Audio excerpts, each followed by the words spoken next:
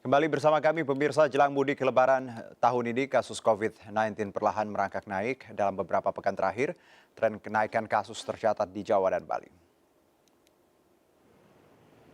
Ya, dalam pernyataannya awal pekan ini Kementerian Kesehatan menyebut tengah mewaspadai adanya tren kenaikan kasus COVID-19 di Jawa Bali dalam kurun waktu beberapa pekan terakhir.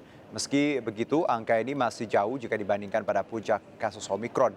5 provinsi menunjukkan tren peningkatan angka positif dalam pemeriksaan tes PCR, yakni DKI Jakarta, Jawa Tengah, Bangka Belitung, Kalimantan Utara, dan Bali. Angka kematian dan keterisian tempat tidur pasien COVID-19 tercatat masih didominasi Jawa Barat dan Jawa Tengah. Hal ini patut diwaspadai mengingat sebelumnya DKI selalu menjadi penyumbang tertinggi.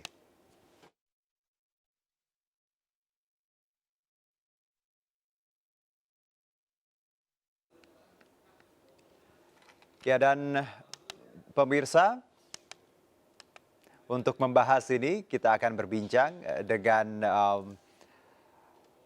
Profesor Chandra Yoga Aditaba, Direktur Pasca Sarjana Universitas Yarsi. Langsung saja kita sapa. Assalamualaikum Prof. Selamat sore. Waalaikumsalam. Selamat sore Mas. Ya, sehat ya Prof ya?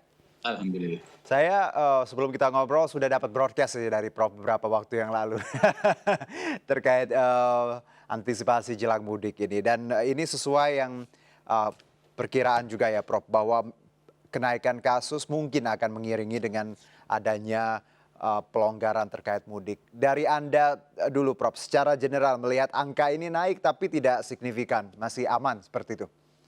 Ada dua hal ya. Yang pertama soal angka ini naik sekarang dan angka ini naik nanti sesudah mudik terjadi. Angka ini naik sekarang kan relatif sebenarnya masih kecil ya. Dan kita punya, artinya kita masih mesti nilai apakah ini betul ada kenaikan atau ini variasi. Baik. Kenapa saya bicara begitu? Karena kita lihat angka dunia lah ya. Angka dunia itu pada akhir 2021 itu sekitar 600 ribuan. Oke. Kemudian dia naik gara-gara Omikron sampai sehari itu sampai katakanlah sampai hampir 4 juta sehari. Gitu. Kemudian dia turun. Tapi kan tadi saya bilang angkanya sekitar 500-600 ribu ya. Dia turun dari 3-4 juta itu turun tidak sampai dasarnya, sampai kira-kira 1,5 juta dia naik lagi. Gitu.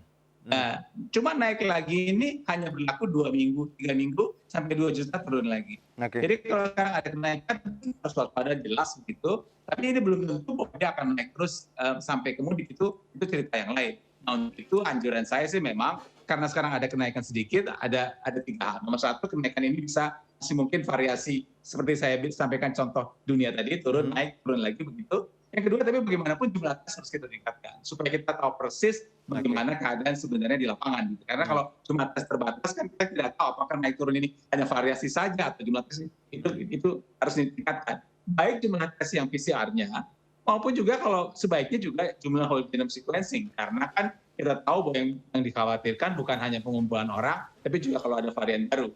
Kan itu yang kedua. Yang ketiga, kita tahu sejak tanggal awal Maret 2020 ya tahun ini begitu, WHO sudah merekomendasikan kalau kamu mau tes antigen di rumah mandiri boleh-boleh saja. Kan ini nggak tercatat. Oke. Ya. Supaya ini bisa tercatat. Dan yang keempat, seperti saya sampaikan juga ke teman-teman di MNC News bahwa memang ini kita perlu waspada, tapi tentu saja waspada ini membuat kita lihat bagaimana perkembangannya dari ke depan, apakah naik lagi ataukah seperti tren dunia kemudian akan turun kembali seperti awal yang semula. Jadi itu 4 poin itu tentang kenaikan saat ini. Jadi nanti kalau mudik sudah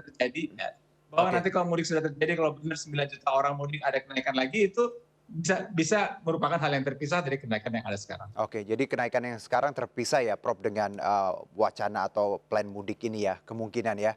Karena kita masih lihat tadi angka-angkanya masih sangat dini kalau kita menyebutkan bahwa pelonggaran mudik ini menyebabkan angka ini naik. Karena kalau kita bicara mudik sendiri, kapan waktu yang pas atau waktu yang menurut Anda menunjukkan angka real itu memang angka ketika arus mudik di H- atau H+, Dok?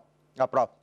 Ya, yang jelas kan katanya sudah diumumkan bahwa kita akan, saya lupa tanggal berapa, beberapa hari Sabtunya atau hari Jumatnya sudah ada mulai libur bersama kan. Betul. Nah, itu kan sudah ada kenaikan, apalagi ada Jumat, Sabtu, Minggu. Dari dulu saya selalu mengatakan kalau ada mudik apapun juga begitu, ada hubungan sama COVID, Jumat Sabtu Minggu ini memang jadi bahaya karena Betul. orang semua jalan pada saat yang sama. Jadi mestinya kalau bisa diatur, kalau bisa jangan pada saat orang jalan sama-sama. Jadi kalau kita mau menilai justru pada hari-hari itu, di mana sudah mulai ada kenaikan jumlah orang yang mudik, apalagi kalau benar 9 juta, kemudian angka itu dinilai. Untuk itu sekali lagi ada 3 yang mesti disiapkan, gitu. Nomor 1 data, surveillance, ya, untuk tahu alur kenaikan orang dengan kenaikan kasus kalau ada begitu.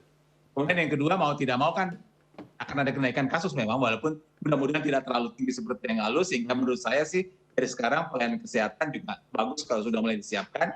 Ingat, pelayanan kesehatan bukan artinya hanya rumah sakit saja.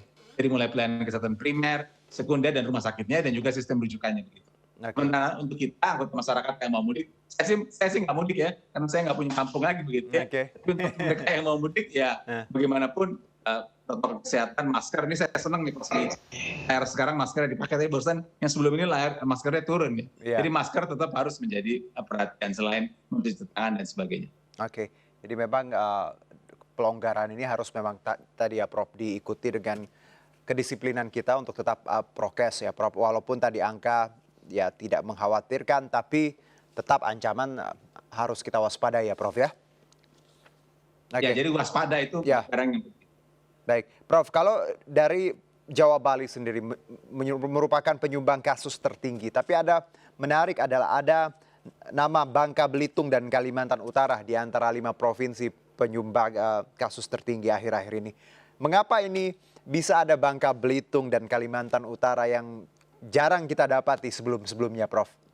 Ya, saya tidak punya secara detail angkanya seperti itu. Tapi sekali lagi, kenaikan atau penurunan angka itu berhubungan langsung dengan jumlah tes yang dilakukan. Baik. Berhubungan langsung berapa kuatnya surveillance dilakukan di daerah itu. Jadi kita mesti lihat, ini kan maskernya turun tuh.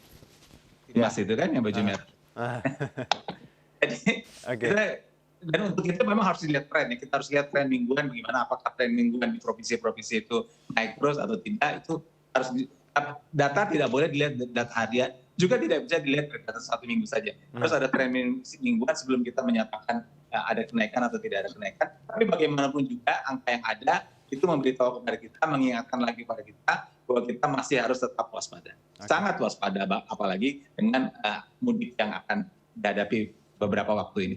Oke, kalau terkait kebijakan mudik Prof dan juga terkait kebijakan tadi penerbangan di kereta juga di aturan-aturan di bus, yang mana untuk booster tidak perlu antigen dan segala macam. Apa yang perlu disoroti dari kebijakan yang pemerintah sudah terapkan ini? Dari Anda sendiri ada loophole-nya mungkin? Nomor 1, saya sangat setuju kalau booster diharuskan ya.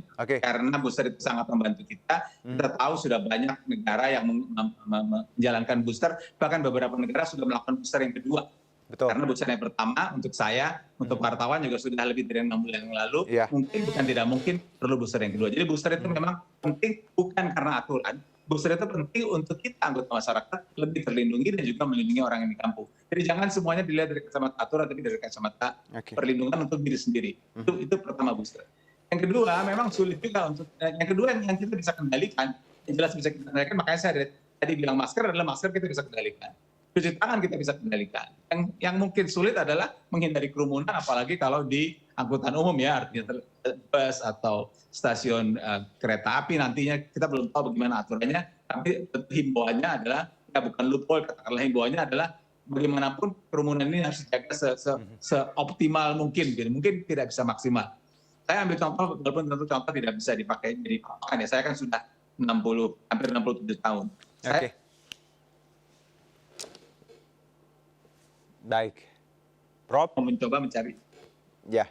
Ya, sorry, putus barusan ya. Boleh, silakan Prof, singkat saja Prof. Ya, saya hanya mengatakan tadi kalau saya sholat Jumat di teras masjid, saya tidak masuk ke dalam masjid karena saya sudah 60 tahun.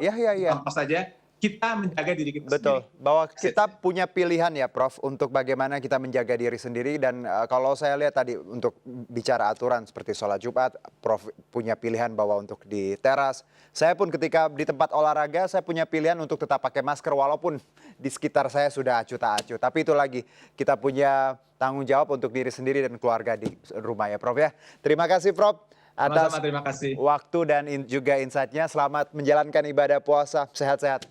Sama-sama. Selamat mudik nantinya.